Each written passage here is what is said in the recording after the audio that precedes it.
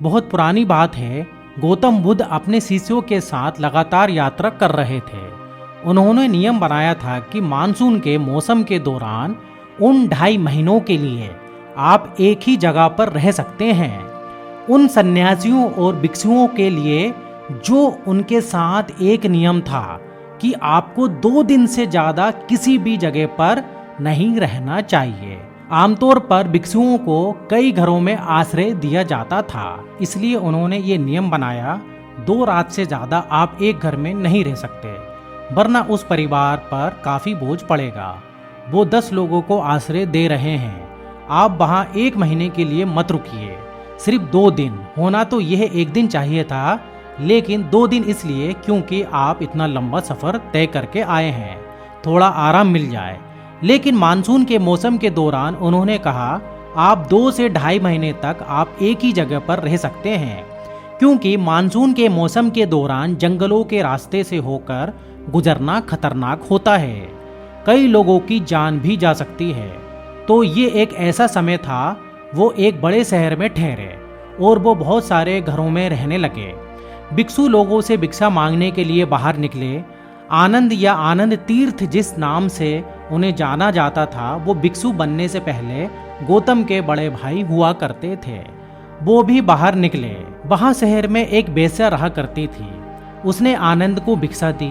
उसने आनंद की तरफ देखा और सोचा, एक सुंदर जवान आदमी, लंबा कद काठी का। उसने कहा, मैंने सुना है कि भिक्षु कई घरों में रहने के लिए जगह ढूंढ रहे हैं, तुम मेरे यहाँ आकर क्यों नहीं रहते? आनंद ने कहा, मुझे कोई दिक्कत नहीं है, लेकिन मुझे बुद्ध से पूछना होगा कि मुझे कहाँ रहना चाहिए। तब उसने उससे ताना मारते हुए कहा, ओह, तुम अपने गुरु से पूछने वाले हो, जाकर पूछो, मैं भी देखूं कि वो क्या कहते हैं। तो आनंद अपनी दिन भर की भिक्षा लेकर वापस पहुंचे। गौतम बैठे थे। वो आए और उन्होंने भिक्षा उनके चरणों पर रख दी। आनंद की तरह सारे भिक्षु जहाँ भी जाएं, उन्हें भोजन और रहने की जगह इंतजाम करना था। तो आनंद ने बुद्ध से पूछा, इस तरह की ये महिला जो कि एक वेश्या थी, मुझे न्योता दे रही है, क्या मैं वहाँ जा सकता हूँ? गौतम ने कहा, अगर वो आपको इतना प्यार से आमंत्रित कर रही है तो आपको वहाँ जाकर रहना चाहिए।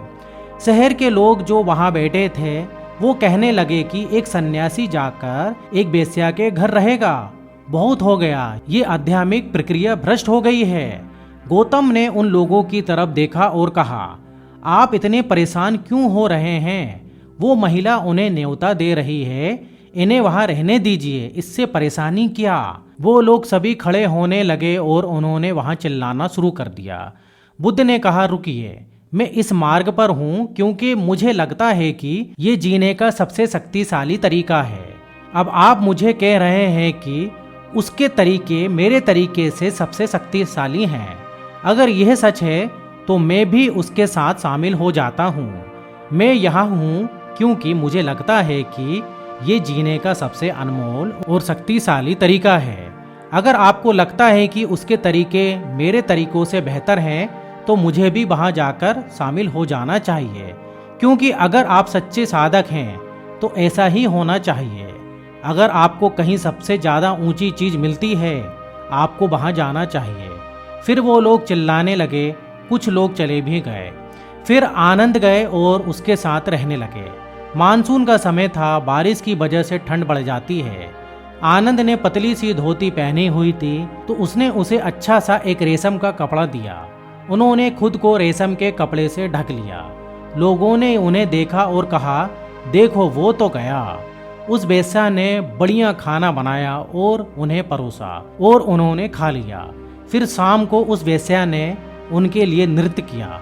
वो बैठे रहे, बहुत ध्यान से देखते हुए, पूरी सतर्कता के साथ। फिर जब लोगों ने संगीत सुना तो लोगों ने कहा, अब तो खेल खत्म। चीजें ऐसी ही चलती रहीं।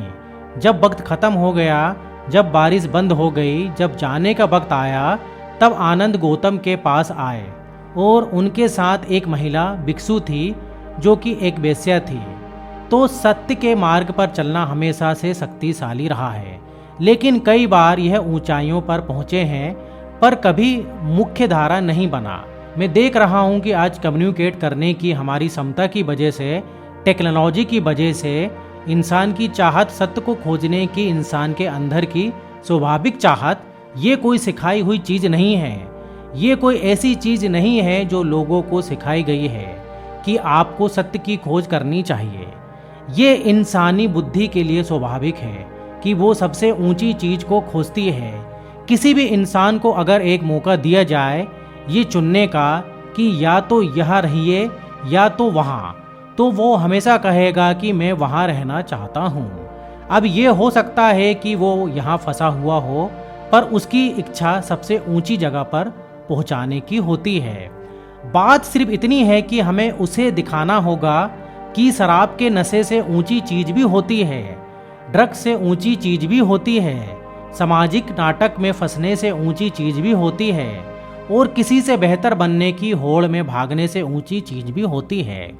हमें उसे बस ये दिखाना होगा, हमें उसे बस ये समझना होगा कि ज़्यादा ऊंची संभावनाएं मौजूद हैं। हमेशा से बहुत से ऋषि, संत, योगी और गुरु ऐसा करते आए हैं, लेकिन जैसा कि मैंने कहा वो सब सज्जन लोग थे।